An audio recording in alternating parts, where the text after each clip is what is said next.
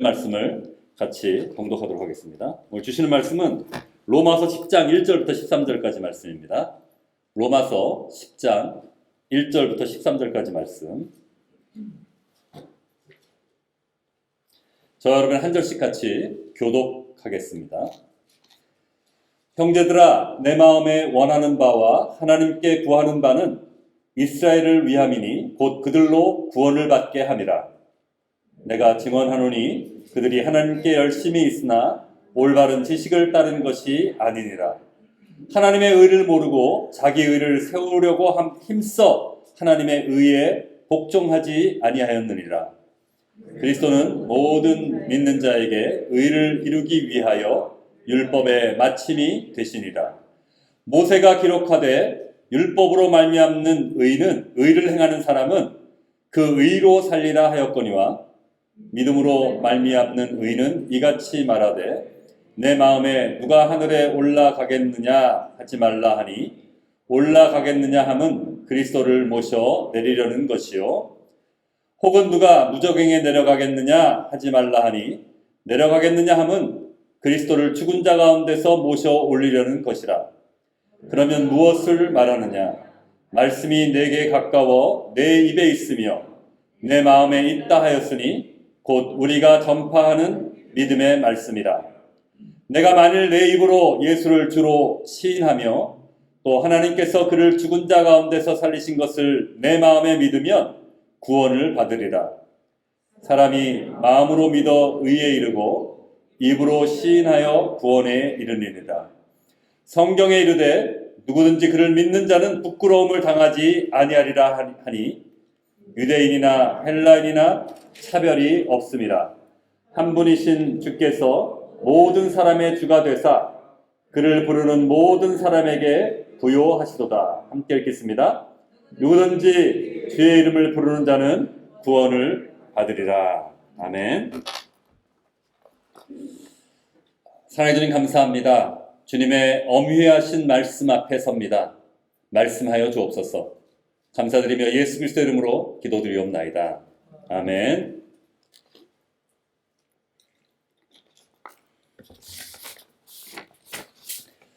오늘은 로마서 강의 20번째 시간입니다. 지난주에 하나님의 주권적인 선택 2라는 제목으로 말씀을 나눴죠. 약간만 복습하면요. 하나님은 택한 백성 유대인뿐만 아니라 이방인들에게도 하나님이 긍휼의 그릇으로 예정해 놓으셨다는 겁니다.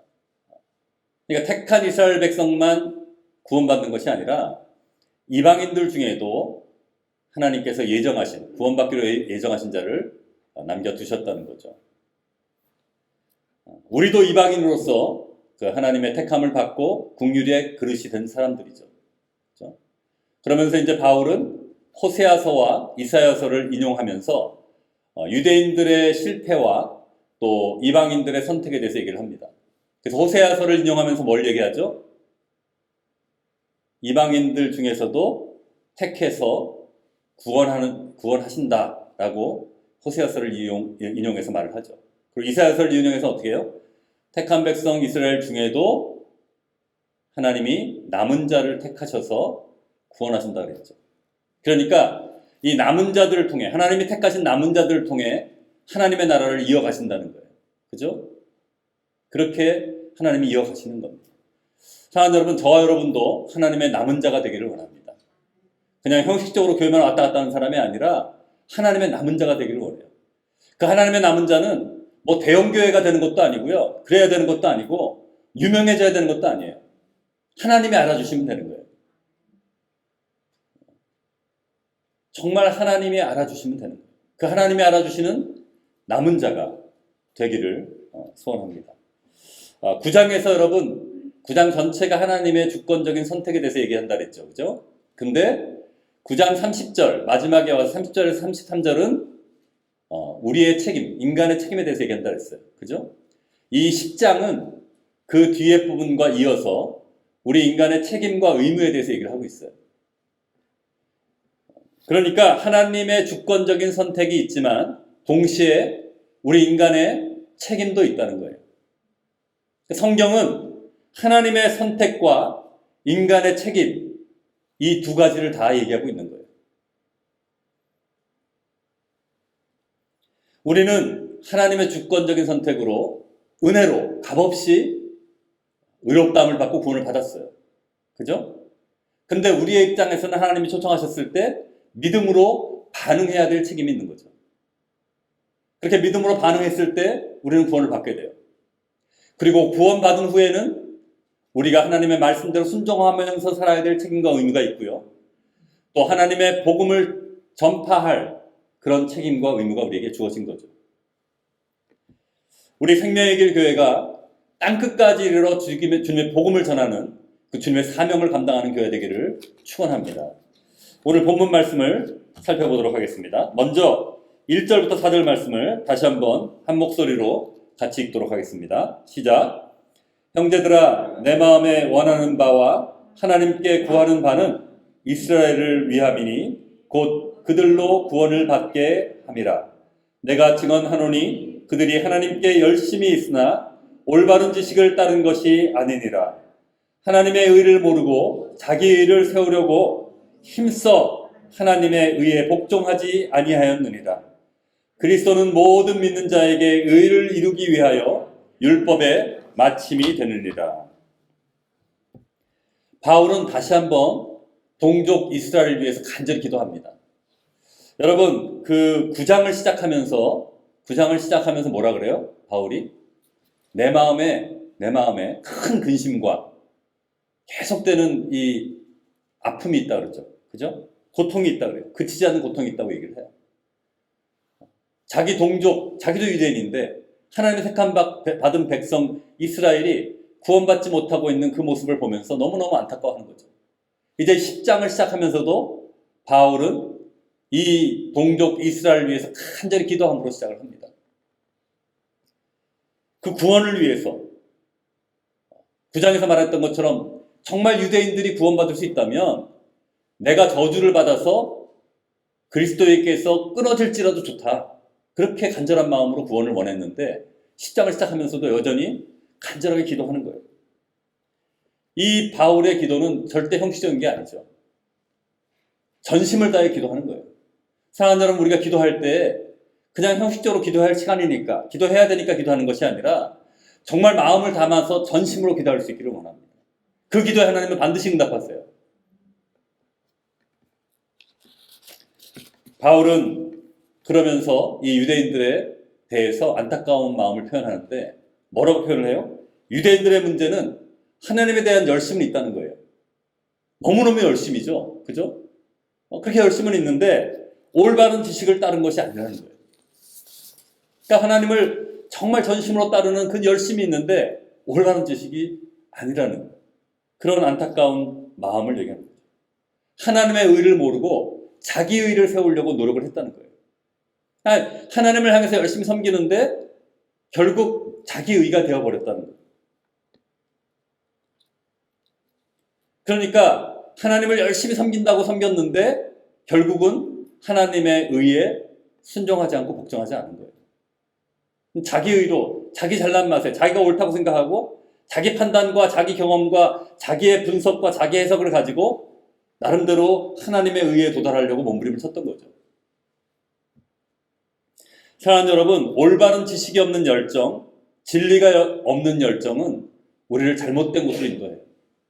아무리 우리가 똑똑하고 아무리 지식이 많고 아무리 경험이 많아도 하나님이 원하시는 방향으로 가지 못할 때, 올바른 지식을 갖고 열심을 내지 못할 때 우리는 헛수고만 하고 있는 거예요.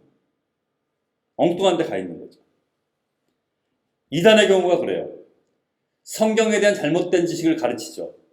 그리고 너무 열정적이다 보니까 본인뿐만이 아니라 무지한 사람들도 다 멸망으로 끌고 가는 거예요. 여러분, 이단들이 얼마나 열정적인지 아시죠? 그죠? 정말 신천지가 전도하는 만큼의 우리가 10분의 1만 따라가도 그리스도인들이 많은 사람들 전도할 수 있을 거예요. 꼭 그렇다는 얘기는 아니에요. 그만큼 신천지의 그 열심들이 보면요, 생각을 해보세요. 미리 그 사람들 정보를 캐치해서 그 사람들의 관심도를 파악해서 몇 사람이 그 나름대로 이야기를 꾸며가지고 다가가서 얼마나 노력을 하고 열심을 해서 그 사람을 설득시키잖아요. 그런 열심이 우리한테 있나요? 근데 문제는 뭐예요? 잘못된 지식을, 복음이 아닌 걸 갖고 그렇게 만드니까 문제가 심각한 거죠. 이런 올바른 지식이 없는 열정은 매우 위험한 거예요. 반드시 기억하세요. 올바른 지식이 없는 열정은 굉장히 위험한 겁니다.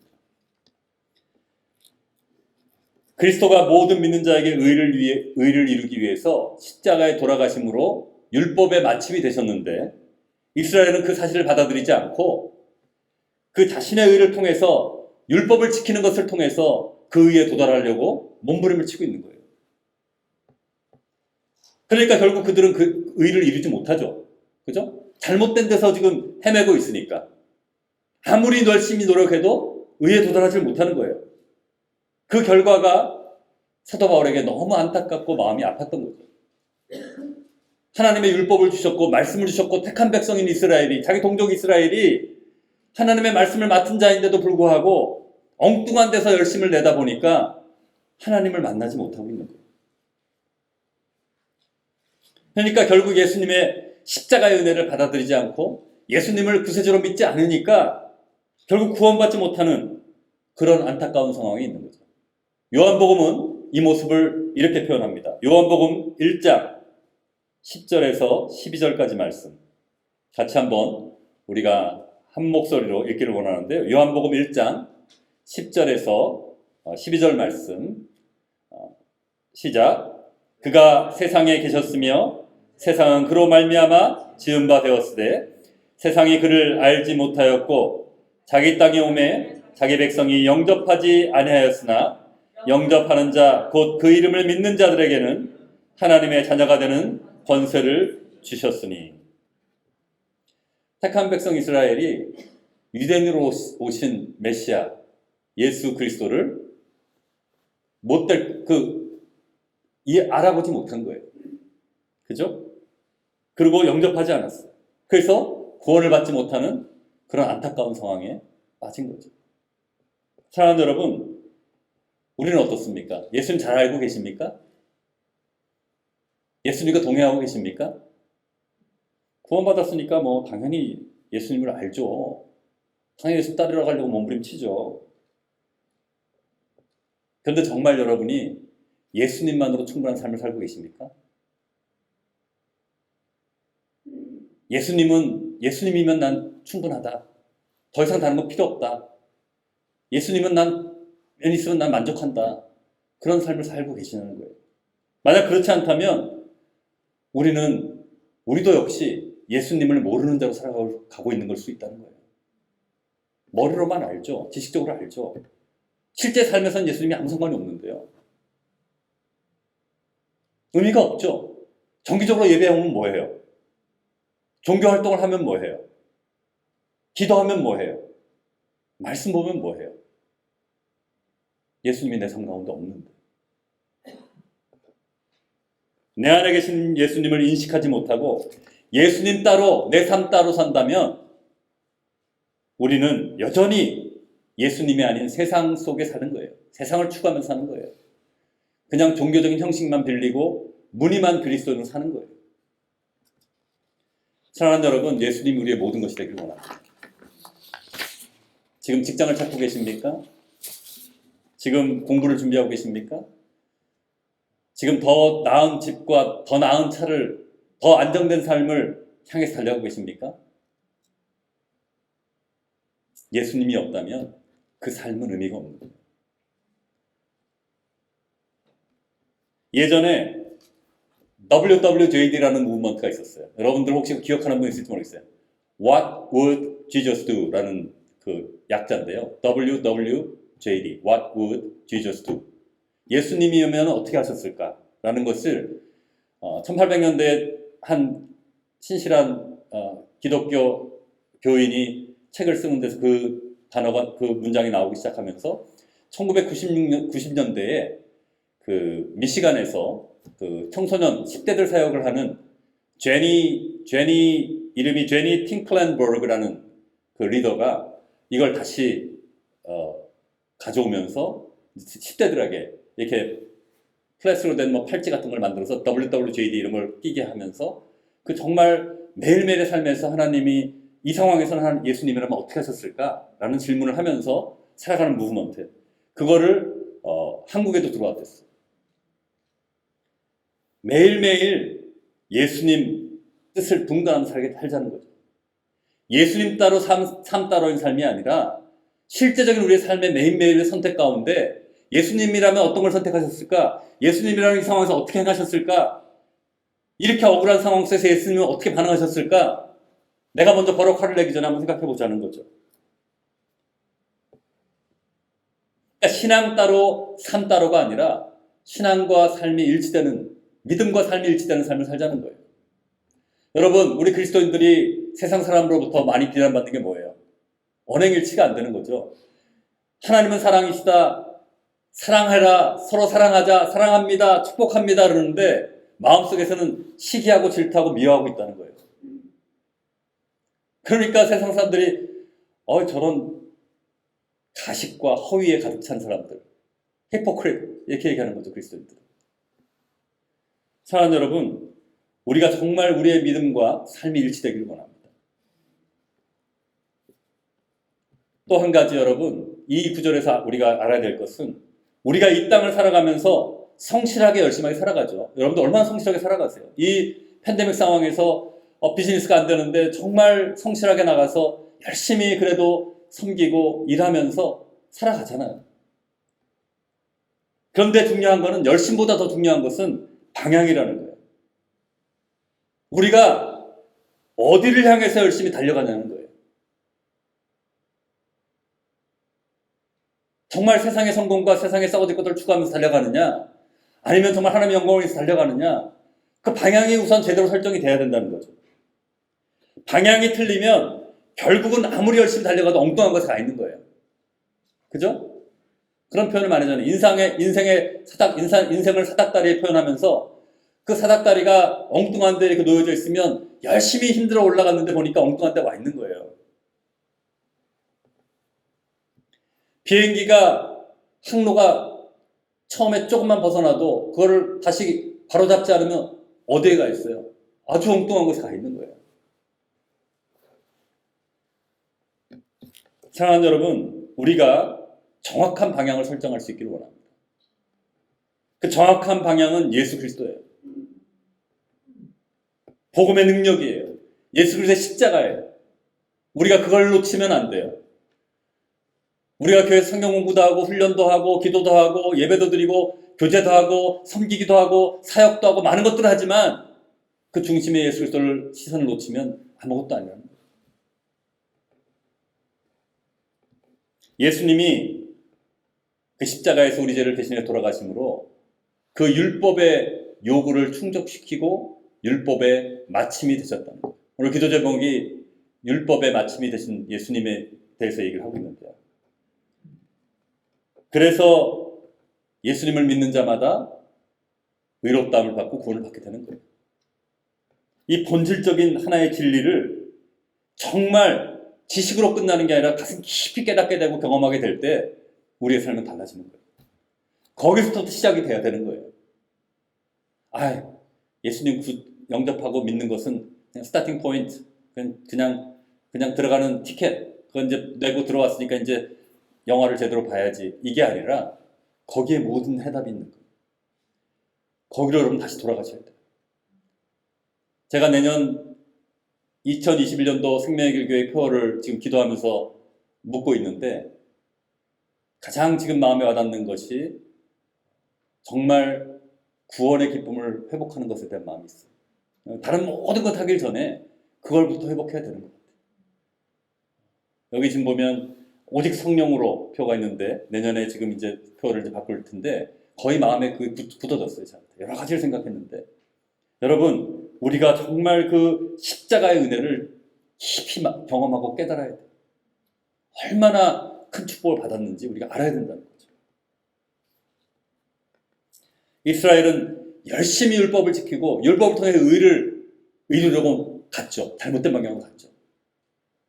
그래서 오히려 자기 위에 빠져서 하나님을 대적하고 하나님을 거부하는 그런 아이러니에 빠진 거예요.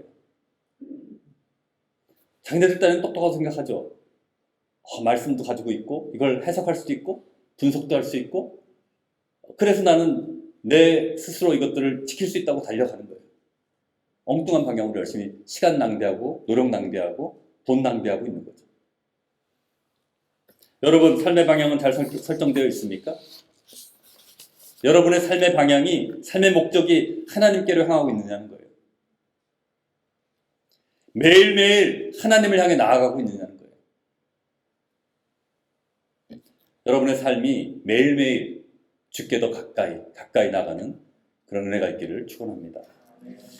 여기서 한 가지 짚고 넘어갈 중요한 내용이 있어요.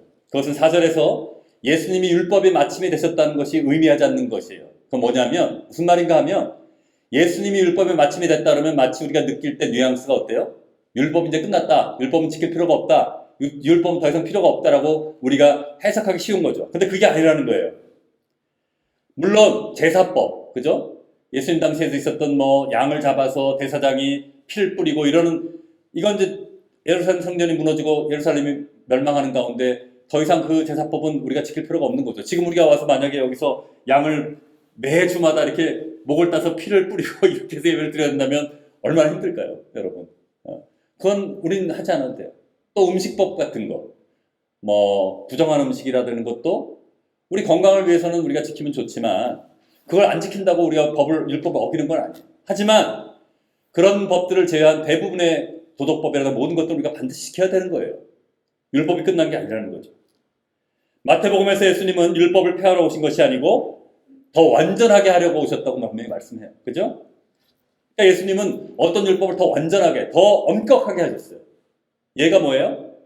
간음하지 말라는 게 율법에 있는데, 십계명에 있는데, 한 지나간 여인을 보고 음욕을 품어도 그건 간음을 한 거라고 말씀하세요. 더 엄격한 거죠. 그죠? 더 지키기 힘든 거예요. 살인도 마찬가지죠. 살인하지 말라 그랬는데 같은 형제자매들 보고 나가라고 욕을 하고 미워하고 그러면 살인한 거와 똑같다고 얘기를 하시는 거예요. 우리 마음속에 얼마나 미움이 많아요. 우리는 벌써 수천 명을 살인했겠죠. 예수님은 율법을 폐한 것이 아니에요. 완성하셨고 완전하게 하신 거예요. 마태복음 5장 17절 말씀, 잘 아시는 말씀이지만 다시 한번 확인하기 원합니다. 같이 한번 통성으로 같이 한 목소리로 읽도록 하겠습니다. 시작. 내가 율법이나 선지자를 폐하러 온 줄로 생각하지 말라. 폐하러 온 것이 아니요 완전하게 하려 합니다. 완전하게 하러 오신 거예요. 구원받은 우리는 주님이 주신 율법을 기쁨으로 순종해야 되는 책임과 의무가 있는 겁니다. 이제 바울은 복음과 율법의 관계에 대해서 좀 더 상세하게 설명합니다. 다시 말하면 율법을 행함으로 얻는 의와 믿음으로 인해서 얻는 의에 대해서 대조해서 설명을 해줘요. 우리 한번 같이 5절부터 8절까지 말씀을 한 목소리로 읽도록 하겠습니다. 로마서 10장 5절부터 8절까지 말씀 같이 읽겠습니다. 시작. 모세가 기록하되 율법으로 말미암는 의를 행하는 사람은 그 의로 살리라 하였거니와 믿음으로 말미암는 의는 이같이 말하되 내 마음에 누가 하늘에 올라가겠느냐 하지 말라 하니 올라가겠느냐 함은 그리스도를 모셔 내리려는 것이요 혹은 누가 무저갱에 내려가겠느냐 하지 말라 하니 내려가겠느냐 함은 그리스도를 죽은 자 가운데서 모셔 올리려는 것이라. 그러면 무엇을 말하느냐? 말씀이 내게 가까워 내 입에 있으며 내 마음에 있다 하였으니 곧 우리가 전파하는 믿음의 말씀이라. 아멘. 사도 바울은 먼저 이 5절에서 율법으로 말미암는 의에 대해서 얘기를 해요. 율법으로 의한 얻는 의는 뭐냐면 모세가 시내산에서 받은 그 율법을 지킴으로 인해서 얻는 의라는 거죠. 그래서 이 레위기 18장 5절을 인용했는데 율법으로 말미암아 의를 행하는 사람은 그 의로 말미암아 살리라고 얘기를 했어요. 우리 한번 레위기 18장 5절을 읽겠습니다. 시작. 너희는 내 규례와 법도를 지키라. 사람이 이를 행하면 그로 말미암아 살리라. 나는 여호와니라. 모세에게 율법을 줬을 그 당시에는 하나님께서 이렇게 살아야 된다. 너희는 착한 백성인 너희는 이렇게 살아야 돼 라고 율법을 주시면서 그 율법을 지키면 너희는 그걸 위해서 살 거다. 의롭게 될 거다. 이런 말씀을 하셨죠. 그러니까 율법을 지킴으로 의롭다함을 받으라고 이렇게 받을 수 있다고 얘기를 하셨지만 사실은 그게 가능해요, 안 가능해요? 그게 불가능하다는 거예요. 왜요? 분명히 성경은 모든 율법을 다 지키고 하나만 범해도 율법을 범한 것이라고 얘기하는데, 여러분, 하나님이 말씀하신 이 율법, 십계명을 포함해서 600가지가 넘는 이 하나님의 명령들을 하나도 빠짐없이 다 지킬 수가 있을까요, 우리 인간이? 못하죠. 못 지켜요. 오직 예수님만이 인간을 오셨지만 예수님만이 지키셨어요. 우리는 못 지켜요. 그러니까 이 율법을 통해서 우리는 구원받을 수가 없는 거예요. 그래서 우리가 앞부분에 공부한 로마서에서 뭐라 그래요? 율법은 단지 우리에게 죄를 드러나게 하고 죄를 깨닫게 하는 역할을 한다 그랬죠. 그죠? 그런데 이 율법을 통해서 유대인들은 의를 이루려고 노력했다는 거죠. 그러나 믿음으로 말미암는 의는 율법으로 말미암는 의와 다르다는 거예요. 그것이 믿음으로 말미암는 의가 이제 뒷부분, 우리 6절부터 쭉 계속해서 13절까지 설명을 하는 건데요. 믿음으로 말미암는 의는 우리가 하늘에 올라가서 그리스도를 하늘로부터 내리려고 하거나 무저갱에 내려가서 예수님을 그 무저갱으로부터 끌어올리려고 할 그런 시도를 할 필요가 없다는 거예요. 그렇게 힘든 게 아니라는 거예요. 그런 불가능한 시도를 할 필요가 없다는 거예요. 율법을 지켜서 의롭게 받는 건 그런 불가능한 것인데, 믿음으로 인한 의는 그렇게 불가능한 것이 아니라는 거예요. 이를 설명하는 6절에서 8절 말씀은 신명기 30장을 인용하는 말이죠. 신명기 30장 말씀인데, 제가 그 신명기 30장 12절부터 14절까지 말씀을 인용한 것인데, 여러분의 이 본문 구절을 이해를 돕기 위해서 11절도 제가 첨가를 했어요. 그래서 우리 11절부터 14절까지 말씀을 한 목소리로 또박또박 천천히 읽도록 하겠습니다. 시작. 내가 오늘 내게 명령한 이 명령은 내게 어려운 것도 아니요 먼 것도 아니라 하늘에 있는 것이 아니니 내가 이르기를 누가 우리를 위하여 하늘에 올라가 그의 명령을 우리에게로 가지고 와서 우리에게 들려 행하게 하랴 할 것이 아니요 이것이 바다 밖에 있는 것이 아니니 내가 이르기를 누가 우리를 위하여 바다를 건너가서 그의 명령을 우리에게로 가지고 와서 우리에게 들려 행하게 하려 할 것도 아니라 오직 그 말씀이 내게 매우 가까워서 내 입에 있으며 내 마음에 있은즉 내가 이를 행할 수 있느니라. 그러니까 멀리 있는 게 아니라는 거예요. 어려운 게 아니라는 거예요. 물론 여기 신명기에서는 바다라고 표현했죠. 바다 밖에 있는 것이 아니라고. 근데 오늘 인용한 말에는 무저갱으로 내려가는 거 무저갱을 표현했는데, 여러분 구약에 있어서 바다는요 이런 지옥과 같은 의미들이 많이 있었어요. 바다에서 악한 용들, 요한계시록도 보면 짐승이 나오고 악한 용이 나오고, 바다라는 게 그 당시에 굉장히 이 1세기 세계관에 있어서 바다는 무서운 곳이었고 굉장히 두려운 곳이었어요. 거기 바다는 죽음을 의미하는 곳이었어요. 약간 변경은 했지만 이 구절을 인용한 것이고, 여기 이 내용을 보면, 신명기를 보면 우리가 오늘 말씀을 그냥 읽으면 굉장히 이해하기가 어려운데 이해하기 쉽죠. 하나님의 명령, 하나님의 말씀, 하나님의 복음은 어려운 것도 아니고 먼 것도 아니라는 거예요. 가까이 있다는 거예요. 우리의 입에 있고 우리의 마음에 있다는 거예요. 우리가 굳이 그 복음을 알기 위해서 하늘에 올라가서 예수님을 모셔오거나 무저갱에 내려서 데려올 이유가 없다는 거예요. 할 수도 없을 뿐더러 그 믿음의 말씀은 우리의 입술과 마음에 있다는 거예요. 복음은 가까이에 있고 누구에게나 열려 있다는 거예요. 그러니까 믿음으로 의롭다함을 받는 이 바울의 가르침은 누구든지 이해할 수 있고 가까이 다가갈 수 있는 것이죠. 우리는 단지 믿음으로 복음을 받아들이기만 하면 되는 거예요. 얼마나 쉬워요. 너무 쉬워서 이게 의심이 갈 수밖에 없는 거예요. 아니 말이 돼? 그냥 믿고 마음으로 믿어 의에 이르고 입으로 시인해서 구원에 이른다? 그렇게 쉬운 게 어딨어. 세상에 공짜가 없는데, 내가 그렇게 죄를 많이 졌고 그런데 마음에 예수 그리스도가 구세해진 것을 믿고 내 입으로 고백하기만 하면 구원받는다고? 아이 그런 게 어딨어. 그러면서 구원을 받지 못하는 거예요. That simple. 그렇게 간단한 거예요. 그래서 하나님의 은혜인 거예요. 이제 바울은 복음이 가까이 있는 이유에 대해서 설명을 해요. 그래도 이해 못할 사람들 위해서 친절하게 9절부터 10절의 말씀을 통해서 내가 복음에 가까이 있다는 말은 이런 것 때문에 그래. 헬라어 원어에 보면 왜냐하면이라는 그 단어가 들어가 있어요. 그러니까 물론 그것을 because라고 번역할 수도 있고 왜냐하면이라고 번역할 수도 있고 that이라는 관계절로 번역을 할 수도 있는데 이 앞뒤 문맥을 보면 그 이유에 대해서 왜냐하면이라고 그 단어를 썼다고 학자들은 믿고 있고 저도 그렇게 믿고 있어요. 9절 10절 말씀을 같이 한 목소리로 읽도록 하겠습니다. 9절 10절 말씀입니다. 시작. 내가 만일 내 입으로 예수를 주로 시인하며 또 하나님께서 그를 죽은 자 가운데서 살리신 것을 내 마음에 믿으면 구원을 받으리라. 사람이 마음으로 믿어 의에 이르고 입으로 시인하여 구원에 이르느니라. 내가 말씀이 가깝다고 얘기했는데 그 이유는 왜냐하면 너 믿는다는 게 그렇게 어려운 게 아니야.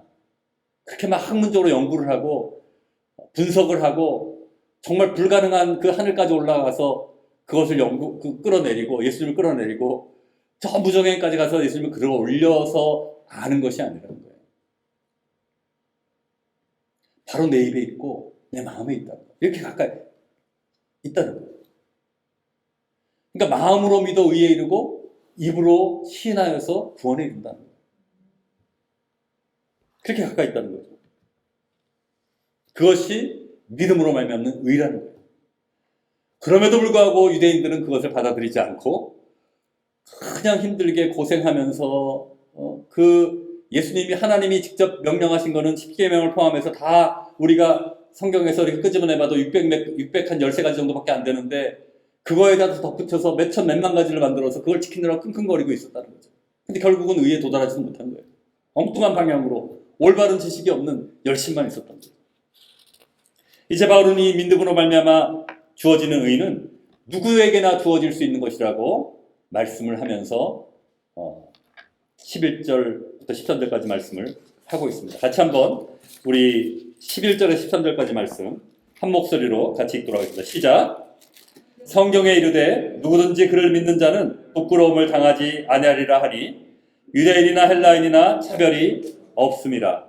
한 분이신 주께서 모든 사람의 주가 되사 그를 부르는 모든 사람에게 부여하시도다. 누구든지 주의 이름을 부르는 자는 구원을 받으리라. 아멘. 바울은 이사야서를 인용해서 누구든지 그를 믿는 자는 부끄러움을 당하지 않으라고 얘기를 해요. 예수님을 믿는 우리는 부끄러움을 당하지 않을 것입니다. 아멘. 여러분 부끄러움 당하신 적 있었어요? 있죠? 부끄러울 때 있잖아요. 복음 전하거나 이럴 때. 그게 우리가 부끄러움을 당하는 게 아니고 우리 스스로가 우리 자신이 부끄러워하는 거예요. 하나님이 우리의 예수님을 믿는 우리는 부끄러움을 당치 않는다고 분명히 말씀하셨어요. 그냥 내가 쑥스럽고 내가 부끄럽고 내가 좀 위축되고 그러는 것뿐이에요. 정말 부끄러움 당치 않는다고 했어요. 바울은 로마서 1장 16절에서 우리가 공부한 복음을 부끄러워하지 않는다고 고백하죠. 내 스스로 부끄러워하지 않는다는 거예요. 복음이 부끄러운 게 아니라고 분명히 말씀드렸는데 나도 스스로 바울도 그 복음을 부끄러워하지 않는다는 거예요. 한번 읽지는 않겠어요. 왜냐하면 이 로마서 1장 16절에 보면 이 복음이 모든 믿는 자에게 구원을 주시는 하나님의 능력이 되기 때문이에요. 그죠? 이 복음이 모든 믿는 자에게 구원을 주시는 하나님의 능력이에요. 제가 그때 이 설교하면서 그 얘기했죠. 여러분이 너무 비싸고 좋은 선물을 하는데 쭈삣쭈삣하고 부끄러워하겠냐는 거예요. 내가 내 아내를 위해서 다이아 2캐럿을 준비했는데 아내한테 주는 것이 부끄럽고 쭈삣쭈삣하겠냐는 거예요. 자랑스러워서 당당해서 빨리 안 열어보라 이렇게 생각하는 거죠. 복음은 우리를 구원하는 최고의 선물이기 때문에 우리가 주면서 부끄러워하고 당황해하고 주저주저할 이유가 없다는 거예요. 그런데도 우리는 부끄러워하고 쑥스러워하고 주눅들어하죠. 그 선물이 얼마나 귀한 건지 모르는 거예요. 우리조차도. 바울은 요엘서를 이용해서 또 선포합니다. 유대인이나 헬라인이나 차별 없이 이방인이나 차별 없이 누구든지 예수의 이름을 부르는 자는 구원을 얻으리라. 마음으로 믿어 의에 이르고 입으로 시인하여 구원에 이른다는 얘기예요. 우리의 책임은 이 복음에 반응해서 믿음으로 응답하는 거예요. 하지만 그 믿음조차도 제가 말씀드렸죠. 하나님이 주시는 것이고 정말 정기를 받기 위해서 우리가 콘센트에 플러그인 하듯이 그 예수님의 구원을 받기 위한 통로에 접속하는 것뿐이지 우리의 공로는 아니에요. 근데 믿음으로 반응해야 할 때 우리의 책임이 있는 거죠. 그리고 구원받은 후에 말씀대로 순종하며 그 복음을 전해야 될 책임과 의무가 우리에게 있는 것이죠. 말씀을 정리하겠습니다. 하나님은 독생자 예수를 이 땅에 보내셔서 우리 죄를 대신해서 죽으심으로 우리를 의롭다 하시고 율법의 요구를 충족하심으로 율법의 마침이 되시고 우리를 구원하셨어요. 율법의 마침이 되신 예수님, 오늘 제목처럼 그 예수님이 십자가에서 우리 죄를 대신해서 율법의 요구, 죄의 삭은 뭐라 그랬어요? 사망인데 그 죄의 삭을 친히 우리 대신 치르신 거예요. 그래서 우리는 의롭다함을 받게 되고 구원받은 자들이 된 거죠. 그런데 이스라엘 민족은 택한 백성임에도 불구하고 자신의 말씀도 맡은 자고 자신의 유대인의 조상들을 통해서 오신 예수 그리스도를 알아보지 못하고 거부하고 그 예수 그리스도의 의를 받아들이지 않고 자기 의를 내세워서 열심히 율법을 지켜서 하나님에 도달하려고 하는 잘못된 방향으로 달려감으로 결국은 구원받지 못하는 그러한 안타까운 상황 속에 처해 있는 것이죠. 사랑하는 여러분, 하나님께서 구원의 길을 열어주셨는데요. 그건 어려운 게 아니에요. 멀리 있는 게 아니에요. 우리 가까이에 있어요. 너무 쉬워서 문제일 만큼, 그래서 믿기 힘든 만큼 하나님이, 그래서 이것이 은혜인 것이에요. 받을 자격이 없는 사람에게 주신 은혜. 하나님의 주권적인 선택. 우리는 그거를 분명히 인정하고 받아들여요. 하지만 동시에 우리의 인간의 책임도 있다는 것이죠. 그 성경은 두 가지를 같이 동시에 얘기하고 있어요. 우리 인간의 논리로는 거기서 많은 질문들을 끄집어낼 수 있겠지만 우리의 인간의 지혜는 도달하는 데 한계가 있어요. 유대인들이, 바리새인들이 자신들의 지혜로 그렇게까지 많은 가짓수와 그런 모든 것들을 만들어서 부가적인 법들을 만들었지만 결국 위에 도달했어요? 못했어요? 못했죠. 하루빨리 하나님 앞에 무릎 꿇고 항복하는 것이 우리가 예수님을 만날 수 있는 귀한 축복의 통로인 거예요. 여러분, 신명기 제가 지난번에도 언급한 것 같은데 29장 29절에 보면 감추어진 것은 하나님께 속한 것이고 드러낸 것은 우리에게 속한 것이에요. Secret things belongs to God. Revealed things is for us. 그러니까 하나님이 우리가 이해하기 힘든 그 많은 영역들이 있죠. 하나님께 속한 거예요. 그걸 믿음으로 우리는 받아들여야 될 부분인 것이죠. 우리가 우리의 이성과 생각으로 도달할 수 있는 부분이 있어요. 그걸 무시하는 거 아니에요. 저는 그걸 존중해요. 저는 아폴로제릭 변증학을 너무 존중하고요. 우리는 그런 논리를 하나님 주셨기 때문에 그걸 잘 활용해야 돼요. 하지만 우리가 우리의 논리로 절대 도달할 수 있는 영역이 있고 그것은 하나님께 속한 것이에요. 사랑하는 여러분, 우리가 믿음으로 주님의 초청에 반응하며 믿음으로 이 땅을 살아갈 수 있기를 원합니다. 눈에 보이는 것, 썩어질 것들을 추구하면서 이 땅을 살아가지 말고 보이지 않는 하나님의 나라, 영원한 하나님의 나라를 사모하며 이 땅을 살아갈 수 있기를 원합니다. 하나님 멀리 계시지 않습니다. 늘 우리와 함께 하십니다. 그 하나님을 신뢰하며 하나님과 동행하는 우리가 되기를 축원합니다. 적용입니다. 이렇게 주님의 임재 속에 동행하기 위해서 2021년 우리가 1:1 제자 양육을 시작합니다. 그래서 한 분도 빠짐없이 신청해 주셔서 우리가 다 같이 정말 2021년 한 해가 주님과 동행하는, 주님의 나라를 추구하는, 하나님 나라의 남은 자가 되는 그런 놀라운 은혜가 있기를 원합니다. 다시 한번 부탁드립니다. 한 분도 빠짐없이 신청해 주시고 내년 상반기에는 우리 다 같이 1:1 양육 공부를 마치고 후반기에는 저와 함께 양육자, 지도자반을 같이 할 수 있기를 원합니다. 같이 기도하겠습니다. 우리 한번 같이 기도할 때, 하나님, 올바른 지식이 없는 열심이 되지 않게 하여 주시옵소서. 말씀을 깊이 연구하고 묵상하고 잘 알아서 주님이 기뻐하시는 뜻을 잘 분별하며 그 뜻을 향하여 열심히 달려가게 하여 주시옵소서. 주 안에서 삶의 방향을 잘 설정하여서 주님이 기뻐하시는 삶을 살게 하시고 주께로 날마다 더 가까이 나아가게 하여 주시옵소서. 눈에 보이는 것, 이 세상의 것들을 추구하며 살아가는 것이 아니라 보이지 않는 하나님의 나라, 영원한 하나님의 나라를 삼하며 살아가게 하여 주시옵소서. 다 같이 통성으로 기도하며 나가겠습니다. 기도하겠습니다.